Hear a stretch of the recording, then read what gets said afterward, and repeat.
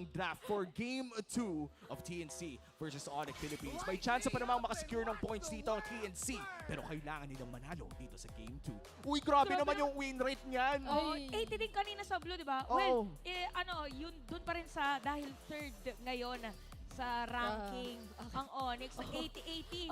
Kung vision lang to, sobrang linaw na. 2020 yun. Medyo malabo. Hindi, sobrang baba. Sobrang taas ng grado mo kasi 80-80. Hindi mo kasi tapo. Oo, magmula iloso. 2020 vision yun, hindi 80. Pero pag sa win rate, ayaw mo ng gano'n na 2020. Mas Tama. agad yung 80-80. Malinaw pa rin na malakas yung team. Tama. Palakpakan natin si Shante. Yes. Tama, correct ka. Oy, may naririnig tayong palakpak. Thank you po, thank you. Ayan na, Okay, sige balikan na. na natin. Tapos na ang lokohan dahil patapos na rin ang banning phase. Tatanggalin ng Onyx ang Minotaur pati na rin ang X-Borg. Pero sa side naman, si Coach Bentix nagtanggal na ng maraming crowd control at sabi niya, eskalera. Kanina ka pa. Ay, hindi natanggal ng TNC ang Luyi this time So, ewan ko lang kasi baka naman dahil lagi akong natutuwa kapag nakikita natin yan. Pero syempre, isa rin yan sa mga for sure nakita na ng mga kalaban nila. Pero Matilda, ma-open nga dito. And hindi parang hindi madalas na nangyayari. Oo nga, napaay nga ako eh. Ito yung mas rare pa sa pinaka-rare na Pokemon. Tama. Biruin mo, ito nga Matilda na to, #1 in contention rate. Almost every series, every game ay binaban itong Matildang ito. Parang na nga siya kung pwede lang na, or Burahin sa laro. hindi malabong makalimutan natin kung na-open si Matilda kasi nasanay tayo na lagi siya nakaban. Yeah. So, parang, ayun na, nagka-openan pala. Pero na-open si Kuya Nolan. At parang sabi natin, na-deny din agad ang Matilda Barats kasi kinuha din ng Onyx yun. Oo nga. Hindi natin masasabi or possibly masabi natin nasa XP na nga ilalagay dahil as of now naka-gem din naman siya pero isa yun sa mga combo sana na napakalaki or magiging threatening sana para dito sa TNC kaso hindi na rin yun ibibigay sa kanila.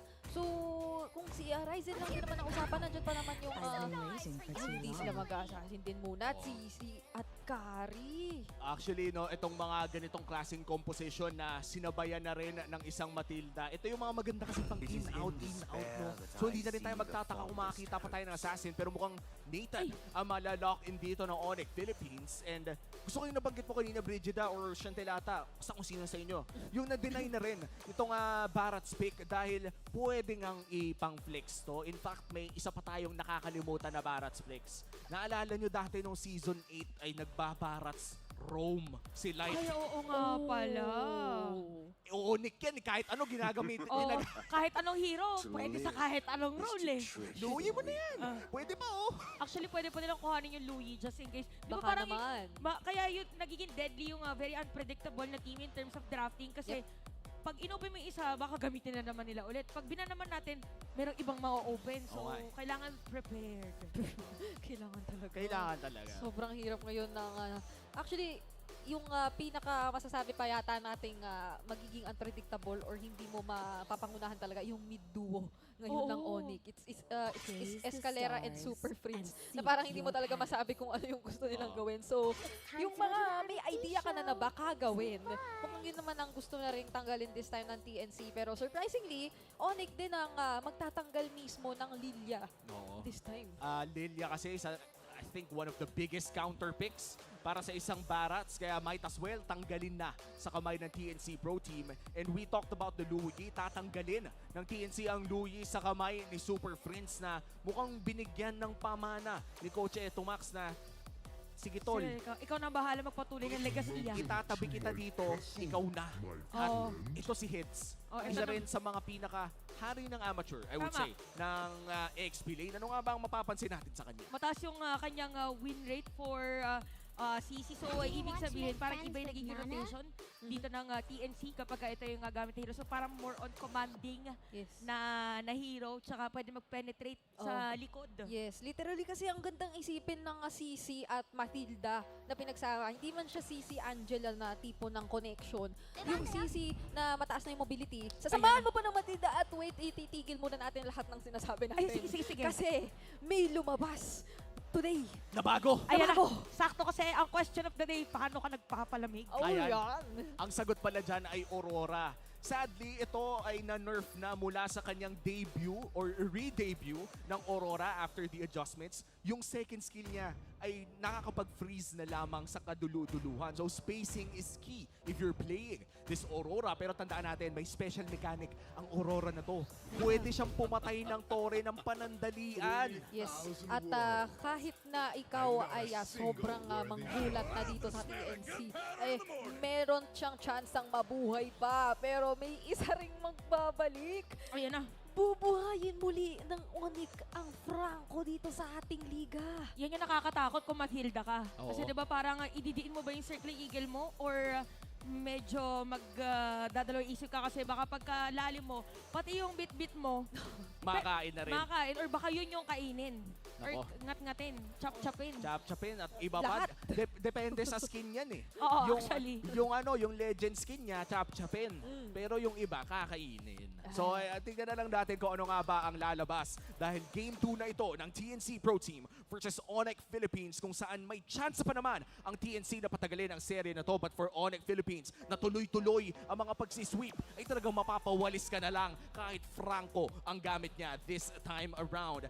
Franco at Aurora, dalawang debut pick for game number 2. Kailangan mag-ingat talaga rito no, ng TNC kung iisipin mo na maigi. Mapahiwalay ka man at mahanap dito ng Franco Nana pagka nabuhusan ka rin agad-agad dito ng mga skills.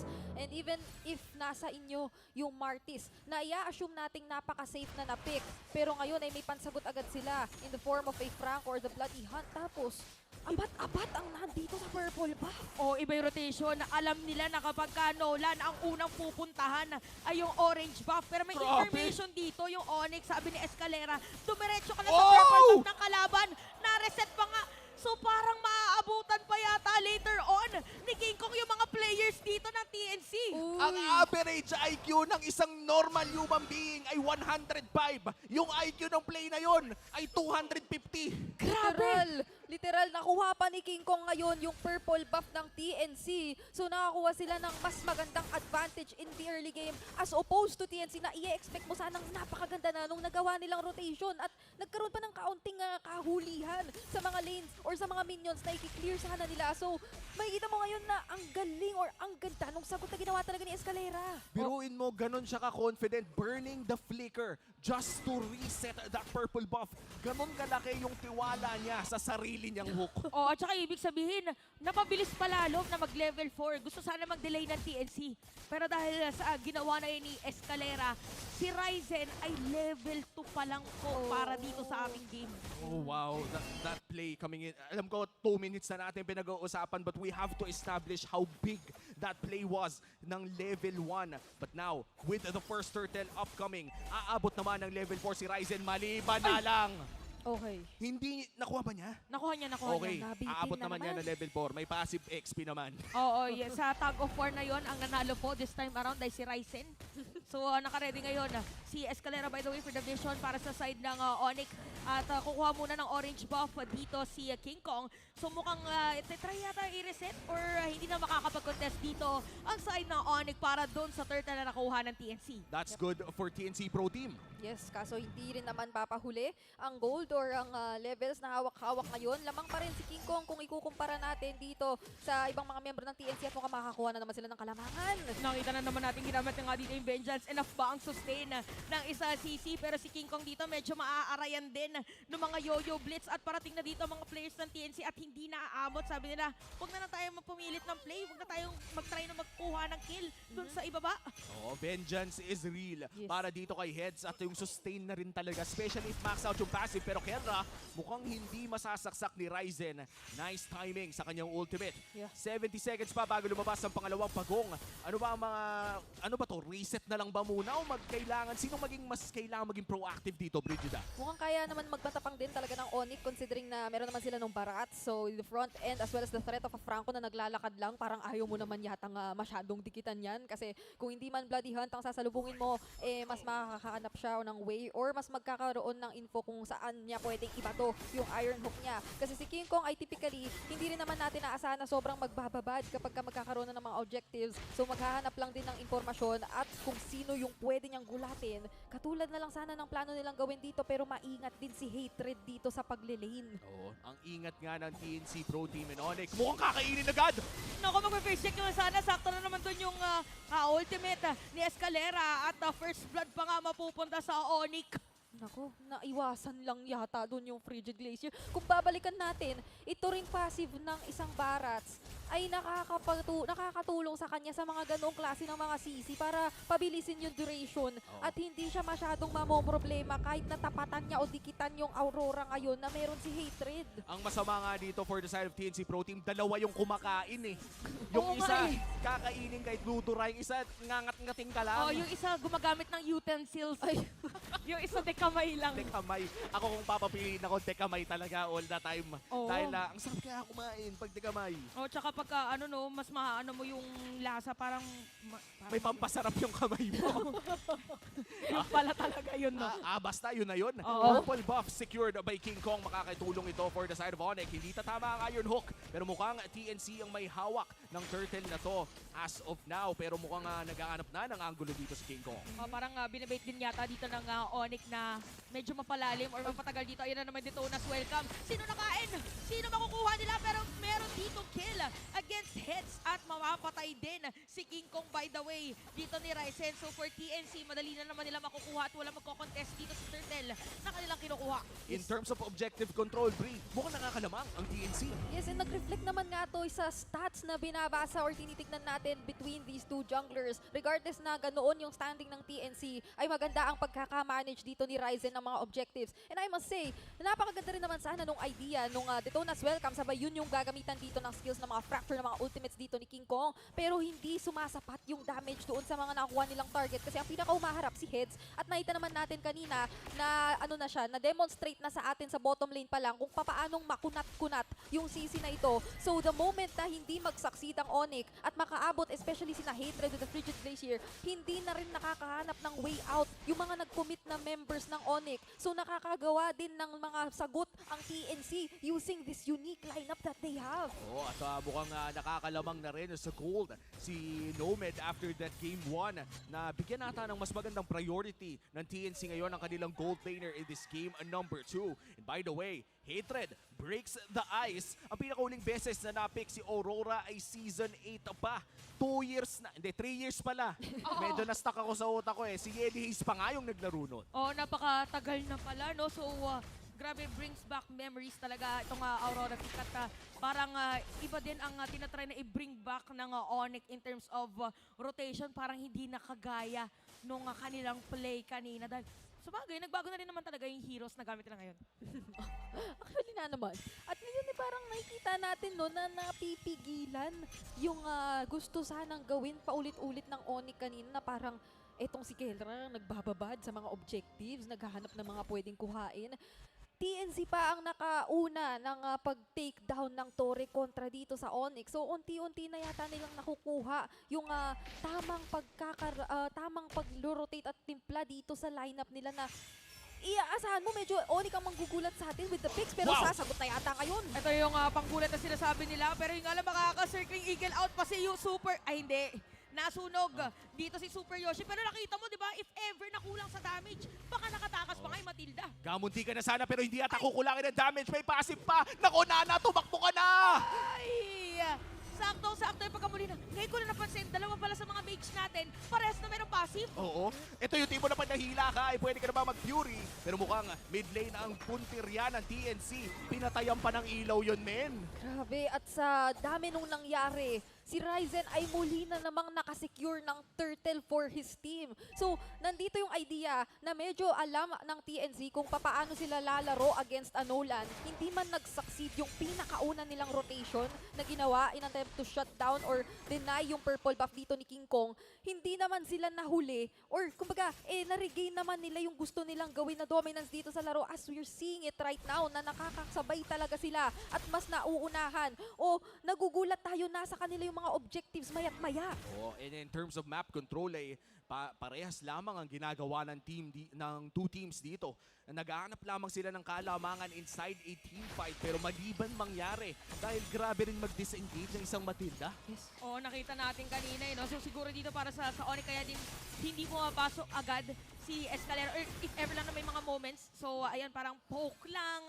Antayin na natin magamit yung ibang mga skills para mamaya pwede tayong pumasok or pwede tayong mag-engage. Ang crucial dito ng magiging role ng kung paano maho-hold down o malalockdown no, ng mga members ng Onyx, yung mga members ng TNC. Kasi parang ang lahat sila napakalikot. Yung mga hindi masyadong mataas ang mobility such as the Aurora, hindi naman lumalabas para mahuli o mahanap dito ng Onyx. At napakalaking bagay na kinakailangang isipin. Yung napoprovide nga na guiding wind dito, instant out ni Super Yoshi sa kanyang mga kasama. So makikita natin ngayon na hindi lang basta-basta napapagana yung supposedly pick-off na magagawa dito ng Onyx kapag kami nakikita sila. Laging merong mga ibang factors na kailangang isipin bago sila mag-commit ng mga skills na yun. It's an even ball game. Dito, 9 minutes in, maliit ang kalamangan ng TNC Pro Team at may purple buff si King Kong. Unang lord ng larong ito ay nag-spawn na at mukhang kontrolado ito ng mga Sonics habang kailangan pa maglinis o magwalis ng wave doon sa baba si Heads.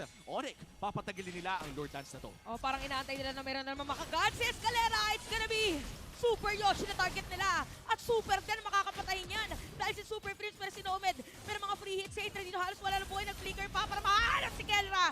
Sakto yung kanyang free nung moment na yon. So -1 agad pero nagkapalitan ngayon ang mga players natin. It's a 2-for-2 trade. Pero mukhang walang jungler ang... Hindi, may parehas na jungler pa. Si Heads ay nasa harapan with the sustain as well. King Kong looking for Ryzen at papabagali nila ang sayaw na to. Alam na nila, wala na ring vengeance ngayon si Heads at medyo low ang mga miyembro ng TNC dahil sila ang pinaka nagsesecure o nag-hit netong Lord. At nandoon na rin ang mga ibang miyembro. Mukhang gusto nilang ilaban to.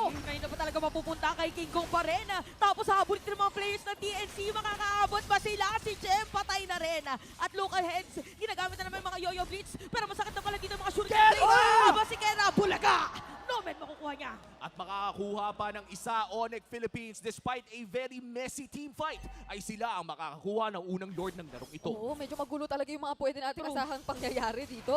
Ang crucial yung kung saan tayo pwesto at manggagaling yung mga members ng Onyx given na ang daming panakas talaga dito ng TNC na binabanggit nga natin kanina. Pero fortunately naman para dito sa Onyx ay may mga nabibuild na rin sila na pansagot doon sa iba pang mga factors such as the sustain na meron o posibleng ilabas dito ang TNC. Nakita natin yung potential dito na makapag-clutch pabuhay pa dito, especially nung Flask of the Oasis na meron na agad doon na prioritize si Super Yoshi. So meron namang Durance na rito si Super Prince para kahit papaano ay bawas-bawasan yung sustain capabilities nila this time. And mukhang nakaipon na rin kahit papaano si Keldra ng mga items at ng damage. As we've seen earlier, immediately na takedown niya si Nomad nung bumungad sa kanya. Entropy in literal yung ginawa doon ni Keldra. Gem taking a bit of damage. Mukhang nandyan na rin ang mga stun. Nagkapalitan ng mga skills pero si Jem makukuha na sakto dun sa decimate ni Ryzen. So -1 na agad ngayon para sa Onyx. Pero TNC medyo kailangan nila dumipensa at lumobo na yung kalamangan dito ng Onyx. A 2.5k gold lead para sa side ng Onyx Philippines at mukhang doon na natatapos ang kanilang first Lord push. Nasulit ba nila ito, Brigida? Mukhang nasulit talaga kasi kahit na nawala doon si Jem, ang natitira nilang outer third talaga yung nandito sa ating mid lane. At kahit nasabihin natin ganito o yung kaninang sitwasyon ay talagang parang pumapabor na sa TNC. Unknowingly ang Onyx, inuunti-unti na naman pala tayo. Yung mga tore na uubos na pala para dito sa TNC. So hindi natin namamalayan na yung gold lead na kahit na akala natin papabor na sa TNC, namamanage na naman nila. Yung gold per minute talaga kung paano nila nilalaro, napaka-crucial na na-maintain nila yun regardless of the situation na meron. So ngayon, eto na yata yung posible nating i-expect na kung panggagalingan lang yung usapan, meron na talagang mas maraming mapepwestuhan ng Onyx considering the map control or yung space na na-establish na nila. At 40 seconds na lamang ay lalabas na rin ang Luminous Lord. Parang napakabilis ng panahon. Literal kaka-Lord pa lang ng Onyx Philippines ay may chance na agad silang i-secure ang sunod na Lord na to. But with a 2.5k or almost a 3k gold lead on the side of Onyx Philippines ay hindi pa naman ito ganun kalaki para hindi makapalag ang TNC. Oo, kasi yung damage na ni Nomad, nakikita na natin sa mga teamfight. Kahit nga yung parang phantom step niya, tapos konting-konti na lang yung buhay, pipitik na agad yung damage. So, probably ganun yung gawing strength ng TNC against Onyx kasi mas madali i-position yung carry, well, at least for me, compared sa Nathan. Alanganin din kapag yung entropy mo napigilan ng sobra. Hindi pa naman naka-purify ngayon etong si Kelra. So matimingan lang talaga siya rito ni Hatred, especially with the stuns. Or di kaya naman maliparan at habulin talaga ng Circling Eagle dito ni Super Yoshi. Magiging tricky yun kapag ang sinama pa niya si Heads with the Vengeance. No? So todo ingat talaga pero sinimulan na nga yung laban! Naku, hinatid sa mga kakampi, si Ryzen ay makapatay din sa yung shutdown para sa kanila. Nagkakagatan na doon sa may middle lane pero Escalera makukuha din. So nagkapalit ng mga players ngayon pinaka-importante para dito sa side ng Onyx nakakuha nila si Ryzen pero dalawa naman ang patay dito sa side ng Onyx. No retry for TNC, pero hindi ibig sabihin nun ay hindi sila lamang sa trade na yon dahil dalawa nga ang kanilang nakuha. Gem with the flicker play. But then again, it's still Onyx trying to start this Lord. Yeah, mukhang masisimulan or pipigilan naman nila kahit papaano sana yung isang bagsakang bigla ang pag-secure na lang ng Onyx ng Lord. Pero mukhang for Onyx, hindi pa rin nila tatantanan yun. Circling Eagle, si Kelra target nila pero si King Kong nandun pa sa gilid. Ay! Hatred na, tantusan na, nahanap na nila, inantay lang na mawala yung passive, tas diretso na. Nahanap nila si Kelra and it is a 4v4 scenario. Hatred para kay Kelra. Mukhang ilalayo muna nila ang laban sa Lord. In Onyx Philippines mula sa 3K gold lead, bumaba na sa 1.6. Ang crucial pala talaga ng timing kung kailan ka mag-entropy out. Kasi ultimo yung Circling Eagle, kaya niyang pigilan yung kung kailan ka mag-teleport na sana papalayo. So isa pa yun sa mga poproblemahin ngayon ni Kelra even though meron siyang panaka supposedly with this Nathan at pumasok na naman si Super Yoshi. Grabe, nararamdaman na natin yung katapangan niya ng TNC at si Escalera. Killing spree na dito si Nomad. Ito na yung sinasabi natin kahit mga normal lang na phantom step ay talagang dediretso na ng TNC kasi ang bilis talaga ng carry in terms of movement speed. Tsaka ang kulit ni Heads, natalian niya yung si King Kong, pati na rin si Gem. Kinailangan na naman mag-flicker. Si Super Friends pala. Kinailangan nila mag-flicker. And now, with half HP on this Lord, lumilikod si King Kong. Naghahanap siya ng tsansa. Tingnan natin kung makakahanap pa siya ng target dito. Si Gems in the zone out nila. Sabi dito ng TNC, teka lang, bakit parang nawawala si King Kong pero free hit dito mga players ng TNC dahil patay na dito si Gem. At mukhang si King Kong nahanap na nga nila. Kanina ba talaga mapupunta? Biglang nawala! Nomad double kill agad, dire-diretso lang! Nakita niya at bigla rin lang naglaho ang tsansang maka-retry steal. At dahil dyan, TNC lamang na ng 500. Hanggang sa kahuli-hulihang sandali, Super Yoshi, siniguro talagang mahanap din at mache-check lahat ng mga brushes sa paligid nung Lord na yun. So now, mukhang ang TNC ang finally makakasecure nung kanina pa sinasiyaw na Lord at napaka-crucial ngayon na magiging wave clear, especially ni Kelra, para dito sa paparating na depensa kontra sa Lord na nasecure ng TNC. Kailangan na talagang ingatan ngayon. This time, ang Onyx naman yung kailangang mag-alaga dun sa Nathan nila. Yeah, Nathan right now ang tsansa ng side ng Onyx Philippines. May wave clear naman sila sa kamay ni Super Fritz at Kela Ryzen! Nakasako na suppress at hindi makakatakas pa si Ryzen nga makukuha nila. Pero take note si Super Yoshi is perfect KDA para dito sa ating laban na Lord na mag-march siya dito para sa side ng TNC at hindi na hahayaan pa na makakuha pa ng purple buff dito si King Kong. With Ryzen, crucial pick-off na nanggaling sa side ni Escalera. Mukhang makakadepensa naman sila sa Luminous Lord at hindi pa makakabangga. It is a 4v5 scenario. Kahit na nawalan sila ng isa, mukhang tuloy-tuloy lang. Naghahanap pa rin si Eska at hindi na nga niya ata itutuloy pa. Oo, parang nakita niya kasi kanina no, tinry natin targetin si Super Yoshi, nabaliktad pa yung setup play na gusto nating gawin. Grabe, walang flicker doon kanina. Etong si Escalera.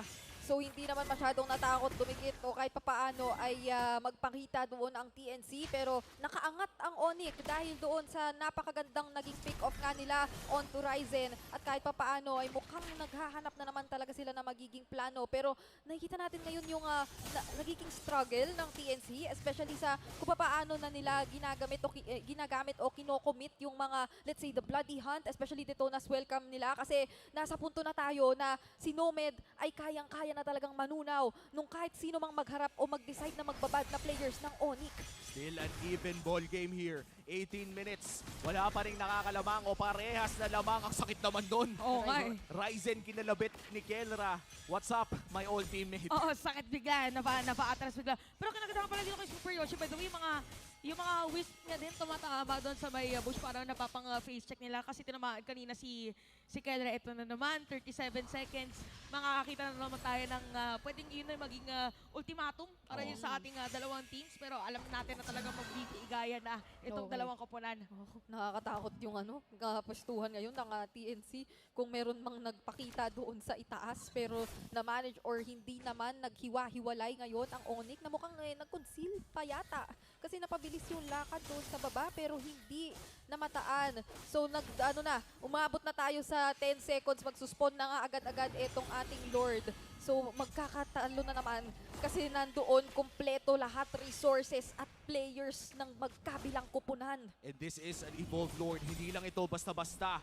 Kadalasan kung sinong makakuha nito ay siyang nananalo ng laro. It's half HP already. Super Yoshi inside of the front lines. May kinain sa baba! Naku, nagkapalitan din ng mga setup plays pero si Kelra sana ang gusto nilang kuhanin. Meron pa ditong Boyang Dance, pero nga alam makapatay na nga dito si Kelra. -1 agad, wala yung free hitter nila. Isama pa si Escalera na wala ng immortality. King Kong, nandun na nga rin doon sa mid lane, pero nakapag-back pa naman yung carry. It's Escalera and Gem defending against Heads. Grabe naman na ito. Yung CC nasa harapan, si Gem na pa-flicker na, pero tumalon lang. At ni-yo-yo na niya papunta sa kanyang burol. Wala na nagawa yung dinosaur. Kaya sabi ni King Kong, kailangan ko munang umalis dahil mahirap yatang ipilit na pumasok. Isa lang ako na pwede mag-retry habang yung TNC kompleto pa after nung team fight na yun. Napakaganda nung nakita nating response o reaction na nagmula talaga kay Super Yoshi kasi nakahanap naman ng magandang target doon ng Onyx. Magkasama kanina si Escalera and si Kelra and supposedly makukuha na sana nila yung kill on to Hatred. Pero napigilan yun nung bigla ang pag-cancel na naman sa entropy in nung circling eagle on to Kelra na sinundan ng napakagandang pagkakatiming dito ng ultimate ni Heads at yung damage din na meron kasi siya bilang isang CC kontra doon sa mga heroes na hindi mo gugustuhin talagang makatapat kung ikaw ay marksman, let's say, na napakataas nung balik sa'yo pagka may vengeance pa. So ito yung binabanggit natin na magandang cancel out doon sa supposedly mabilisang magiging entropy into take out Hatred at yung damage ni Hatred ay napakataas na rin. Kaya naman kinailangan lang niya mag-isang second skill para tapusin yung buhay doon ni Kelra. And yung sunod yung follow-up talaga dito. Napakaganda para dito sa side ng TNC. Kalmahan na muna natin dahil mukhang Sobrang magpupush dami nangyari. ang side ng TNC Pro Team with a 5-man strong push sa top lane. Entropy na gamit na rin dito. Bubunggo ang Lord at si Gem ay naghahanap ng pwestong maka-ulti hits. Nandun sa harapan. Immortality is burnt at wala na rin vengeance pa. Naku, papasok na sila dito. Si Gem biglang umaaray. Aray! Ang sakit ng damage dito ni Nomad. Kaya naman mapapatay yata si Kelra! Sakto na naman Shuriken Blades pero may palitan din ng mga setup play. Nagkapatayan dito ng mga marksman. Yung Lord madedepensahan pa ng Onyx. Dalawang marksman ang nawala. Kamuntikan umabot sa base at si Nomad din ay ginulat with the damage. At makakadepensa ang Onyx Philippines. 21 minutes in, makakahinga pa ang pares na kupunan. Grabe, Ultimo Zids, nagkaroon siya ng kamuntikan na sanang pagkawala doon. Pero biglaan niyang nagawa o nagamit yung kanyang Winter Truncheon. So, yung dalawa sanang makukuhang kill doon ng Onyx, kasabay nung magandang naging depensa, naawat pa doon dahil nabuhay si Heads. So, ngayon, maging sila, ang marksman, yung pinakamaganda sanang depensa nila, natanggal. Fortunately na lang, ay hindi na masyadong malaki yung problema nila in terms of waves. Kasi maganda yung nagiging pagkakamanage nila dito sa bottom lane. Lagi at laging nakaangat yan kanina pa at hindi nila yan masyadong pinoproblema. Katulad na lang nitong top at nung mid lane na kasabayan nung TNC magmarcha. And the best thing here for both squads ay pareha sila merong hard pushing na lane or slow pushing na lane dahil nakuha na rin nila ang mga inhibitor turrets. Looking at the damage dealt, mukhang lamang si Nomad against Kelra this time around with the carry pick na mukhang nagiging flavor of the season natin sa gold lane. Iba talaga. Tsaka lalo na paghawak siya ni Nomad, iba talaga yung hero. Tsaka grabe yung laban dito ni Ryzen at saka ni King Kong. Alam mo may kakaibang gustong patunayan sa isa't isa. Hindi lang actually sa isa't isa, pati sa mga kasama nila. So 22 minutes, 7 seconds. Ito na naman tayo, magkikita na naman tayo. Kailangan. Kailangan makita na kasi natin yung damage na nagmumula rin dito kay Kendra na wala na palang sapatos. Talagang namuhunan na siya sa damage na kinakailangang maibato dito sa mga members ng TNC. Pero also, another thing, Escalera, naka-fleeting time! Na-mark na! Dapat ma-mark! Kaya naman patay nila sa kamay ni Super Friends. Ano magiging bawa ng TNC? Sabi ni Super Gem, eto pa rin yun na rin mark na din. Naihabol ko na pero meron Circling Eagle Guiding Wind na gagawin doon. Si Super Yoshi para makatakas si Hatred. Kinain ka na nga, ginawa ka pang Neopets. Naku, maganda yun for Onyx kasi nga naka-fleeting time dito si Escalera. So natanggal o nakuha nila yung kill on to Nomad. Ibig sabihin, ni ilang minuto, segundo na lang pala. Magkakaroon na naman siya ng Bloody Hunt na napaka-useful in this upcoming Lord na sinesecure na ng Onyx. Magko-contest pa kaya ang TNC dito? Si King Kong ay kanilang nahanap at magre-reset ng Lord. Sabi nila si Hatred ginamit na dito yung flicker niya kaya hanapin natin. Heads! Sabi ng Onyx, abante! Kailangan natin umabante, kailangan natin kumuha ng kill pero napakaganda paggamit nila ng Free Tracer kaya mapipigilan na lang muna sila. At magre-reset na naman ang fight. Hindi tatama ang Iron Hook. Si Gem ay matatamaan ng kanyang abilidad dito. Si Ryzen ay mukhang hihintayin na naman ang Lord. At kakalma na rin sa wakas dahil hihintayin na lang nila si Nomad. Oo, kalma muna. Para dito sa ating dalawang kapunan. Pero grabe yung intense eh. Alam mo na, okay, wala na resources, pwede tayong kumuha. No moment na yun, delikado din talaga si Hatred. Nagamit niya yung flicker niya eh. Yes, at ngayon, nakabasag din yung mga minions ng Onyx ng isang tore or naangat na naman ng sobra yung minions nila dito sa bandang mid pero mag-e-engage. Hindi mo nakaka-tense na yung mga circling eagle dito at mga biglaang pasok ng TNC Talagang kahit anong gawin mo dito, nakakaba na eh. Isang mali lamang ay pwede mong mabigay ang Lord sa kalaban mo. Kaya dapat extra careful talaga. Kailangan sure naman pag pumasok ka, pasok na talaga. At ngayon, tinitimpla na naman ng TNC ang Lord pero ipag-reset na naman. Onyx Philippines, meron pa naman silang wave doon sa taas kaya pwede pa silang tumagal dito habang nag-aabang si King Kong. Ito na naman, meron na namang flicker si Escalera. Okay, kalahati na yung buhay ng Lord dito. Hinahanap yung mga dapat na hanapin. Merong passive both yung mga mages, Hatred and Super Friends. At iikot lang muna. Kakaibang pag-ikot, kakaibang sayaw na naman ang ating nakikita mula sa tahanan ng pinakamalalakas na rehiyon. Ito yung tipo na 6 episodes na tayo dito eh. 22 minutes tayo nung huling nag-time check. Tapos ito yung tipo na titira lang ng free throw pero bukas pa ng hapon mapapanood kung anong mangyayari. Grabe, ano na to, pang-apat na Lord na ito at ang ganda na naman ng pinapakitang pag-manage o pag-angat talaga ni King Kong sa mga minion waves ng Onyx. Mukhang gusto na nga simulan ng TNC ang laban.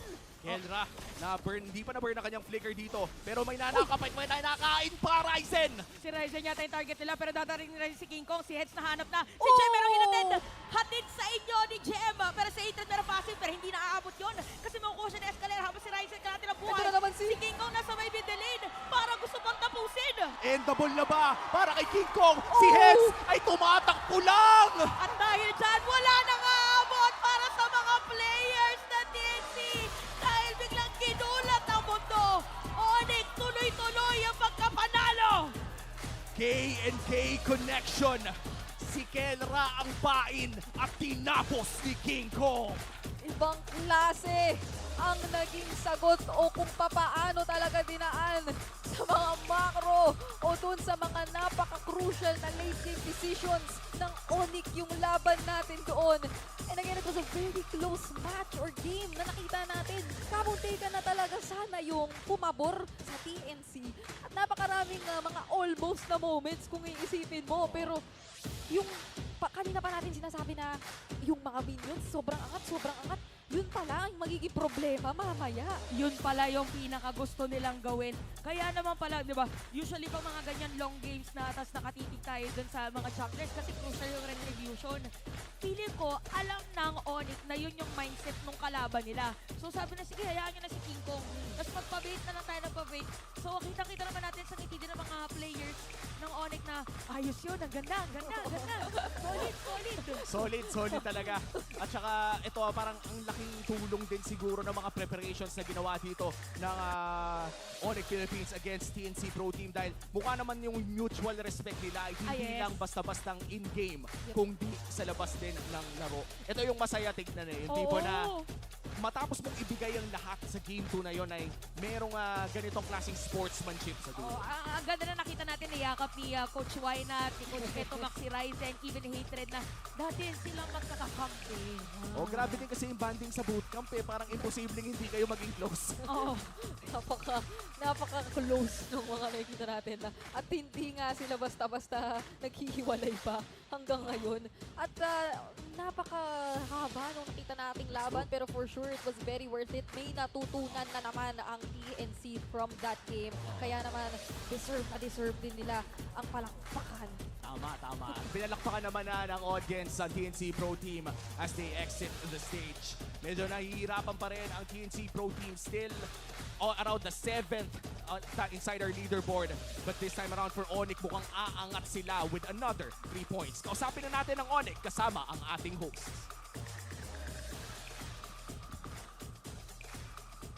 Everybody give it up to Onyx Philippines! Ang ganda ng moment kanina. It was. Itutulak ko na sila mapunta Let's dyan. fill in the blanks. Doon kayo, doon. Let's fill in the blanks. Parang takot na, mas takot ata kayo sa akin kaysa sa laro Or but, no, joking aside, ang ganda ng moment kanina. Ang It ganda was. ng moment King Kong. nangyari. Ikaw yung final na split push na nangyari para ma-sweep itong series na to. Talk us through it. What was the comms like? Kamusta yung pag-uusap nyo nun? Kasi kamunti ka na rin kayong mabasagan ng base before that moment, right?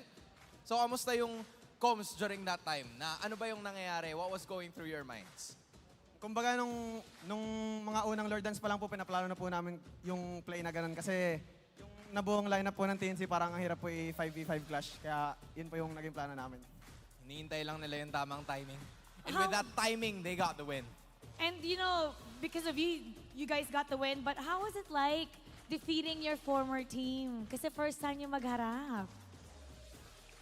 Masaya naman po, pero thankful pa rin po ako sa kanila kasi kung di naman po dahil sa dati kong team, hindi po mabubuo yung ako ngayon. That's nice. Alam mo, something that I noticed, that was the friendliest exchange pagkatapos ng laro that I've ever seen. Nakita namin, nakababad kayo sa camera, na everybody was hugging each other. Actually, Coach, why not? Ikaw din, hinag mo si Ryzen. May sinabi ka ba sa kanya? Anong sinabi mo?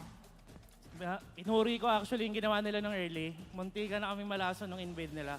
Pero swerte lang din namin na ko si Jojo. So, nagawan pa ng paraan. Pero yun nga, syempre happy pa rin ako kay Dean na parang mas nagbe-blend siya ngayon sa team niya eh. So, parang iniintay ko lang na talagang ma-find nila yung groove nila. Ano naman, King Kong, may sinabi ka ba? Kasi lahat kayo nag-hug. Anong sinabi mo sa former teammates mo? Nice game. Nice game. As simple as that. And, speaking of which, one person who had a very good game, I think kailangan niyang masanay na ma-interview madalas eh. Si Escalera. Escalera! Escalera, I really feel like he deserves this. Kasi ito yung isa sa mga best seasons mo ever Yes. since you were a rookie of the season noong Season season 9. 9. So, ano bang meron this season? What changed? Kasi a lot of people before this season didn't believe in your capabilities and yet you are proving everyone wrong during the first half ng season. Ano bang nagbago? Siguro po yung mindset ko po.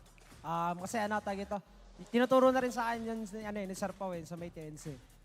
Hindi ko lang nagagawa. Pero ngayon parang medyo naka-all in na ako sa season ko. Parang tinuturo kong parang ang minamindset ko ito na yung pinakahuling opportunity ko para makapaglaro. Kaya naka-all in ako ngayon. Making every opportunity. You'll love to see it, Mara. And now we just got word kung sino nga ba ang ating MVP for Game 2, King Kong. King Kong, nakita niya yung name niya, nag-shake ka ng head. Bakit di mo na-expect? Or did you think it was gonna be somebody else? Hindi mo ba in-expect na ikaw? Nakita mo kasing name mo, tapos nung nakita mo, nag-shake ka ng head mo. Hindi ko po in-expect. Binubuhat lang po nila ako eh. Binubuhat. Okay, out of everybody, sino ba sa kanila yung talagang nagpapalift sa'yo inside and outside the game? Kung meron kang i-credit na one person here. Para sa akin po, lahat naman po Isa sila. nga lang eh. Ay, isa lang ba? Huwag ka magalit. Chillax para, ka sa lang. akin, para sa akin po kasi pantay-pantay lang po yung tingin namin sa Isa isa't nga isa. lang eh. Bigyan mo kami ng isa, hindi kayo makakalakad. Lugi ako dun Lugi ka talaga. Isa lang. May favoritism. Kaya lang. Player.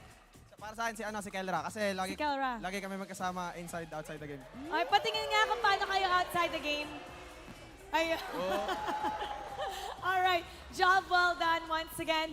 Give it up for Onyx Philippines. You may now take your bow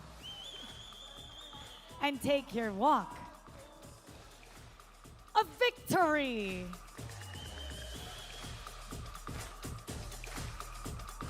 An amazing performance galing sa Sonics. And I think yung Super Fam mas nagiging on Super Saiyan mode dahil sa pinapakita nila all this weeks long. And you know what I particularly like about them? What? Even with the win, they really respect their opponent. I love the hugs after. Kitang-kita yung sportsmanship. Yung samahan nila, really something to commend for. And now we're gonna break that down for you. We're gonna go back to our casters.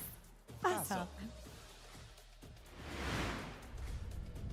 Kitang-kita naman talaga ang bonding ng K&K connection Yes. even outside the game. But this time around, nag-shine din sila in game with King Kong securing the MVP as well. At masasabi ko naman ay parang kita din sa laro yung sinabi niya na pantay-pantay sila sa kanyang paningin dahil overall team play pa rin yun, siya Oo. lang yung tumapos. Tsaka ramdam mo na talagang komportable sila sa isa't isa kasi confident sila na pag pumasok si Escalera, sige, pwede tayong pumasok anytime. Sama natin yung tropa. Oo, super family bonding talaga kapag tropa-tropa. And this is our MVP of game number 2. It's King Kong. Ano nga ba ang nag-shine sa kanya sa game na to, Brigida? Mukhang ang kinakailangan yata nating pagtuunan ng pansin na yan kung gaano siya kabilis mag-respond dun sa mga situations na kinahaharap niya. So kung babalikan natin earlier yung naging attempt na i-deny yung kanyang purple buff, agaran din naman siyang nag-shift doon sa purple buff ng kalaban. And at the same time, hindi natin siya nakita na sobrang nagpo-force ng mga kills which you would typically expect from a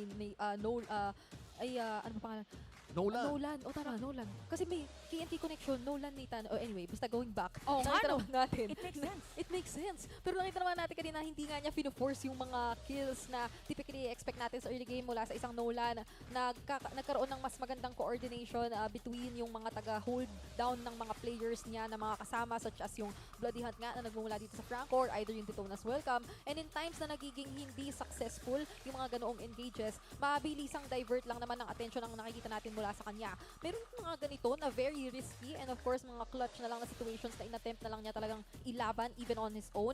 Pero hindi rin naman yun sobrang naging palugi para dito sa kanyang mga kasama. There were enough resources left in their hands para makadepensa pa din sa mga ganoong sitwasyon. And katulad na lamang ng mga nakikita natin dito, maraming beses na kapag ka umiikot na tayo at sumasayaw sa mga objectives, ay merong ibang mga inaangat at pinopokusan muna etong si King Kong. Kahit na nabibisi na tayo sa mga teamfights na nangyayari, at yun ang pinaka nagbigay daan para matapos nila itong laban. Binenta na nga niya ang kanyang boot or ang retry niya mismo para ang kanyang retributes para talagang mag-secure ng Wind Talker din just to make sure na ma-end agad-agad yung naging laban nung nakakatok na siya doon sa base. And kung babalikan naman natin dito sa mga emblems, napakalaging bagay din of course nung Lethal Ignition na na-pick up dito. Nakita natin yung napakaraming beses na kamuntikan or kinulang ng damage pero even let's say onto Hatred ay umabot naman yung mga sunog at na-take out yung mga crucial na kills na nasimulan na nila doon. And at the same time, may iba ring mga members dito ng Onyx din ay sobrang nagkasundo sa kung paano nga nila sasagutin yung mga problema dito sa side ng TNC such as building nga mga yung anti-heal as well as yung necessary talaga na defense items para makasustain, especially para dito kay Gem na parang pinakakinailangan ng humarap at sumalo na hindi naman yata siya nabigo doon sa particular na aspeto na yun kasi a total of halos magto 200k damage na nga ang kanyang sinagot o sinalo bilang yung barats doon sa naging laban natin kanina. And again, gaya ng nasabi natin kanina, hindi talaga huli dito sa pagpa-farm ang TNC, especially under King Kong, nangunguna sa GPM. And makikita naman natin dito sa heat map niya for the first 5 minutes of the game, kung paanong maski doon talaga sa jungle ng kalaban ay nagagawa talaga niyang umabot, hindi lang mahuli at talagang makuha lang yung mga kinakailangan niyang i-provide para sa kanyang mga kampe. And eventually, kung meron man tayong makikita para doon sa mga latter minutes or stages dito sa ating laro, ay panigurado, sobrang all around the map na yung ginagawa dito ni King Kong. Dahil siya na ang pinaka nagiging taga-manage, siya lang yung may kapasidad na pinaka-humiwalay sa kanyang mga kakampi at napakalaki nung naging impact niya overall doon, hindi lang sa mapa, kung hindi sa kung paano nila na-secure yung isa na namang sweep. And this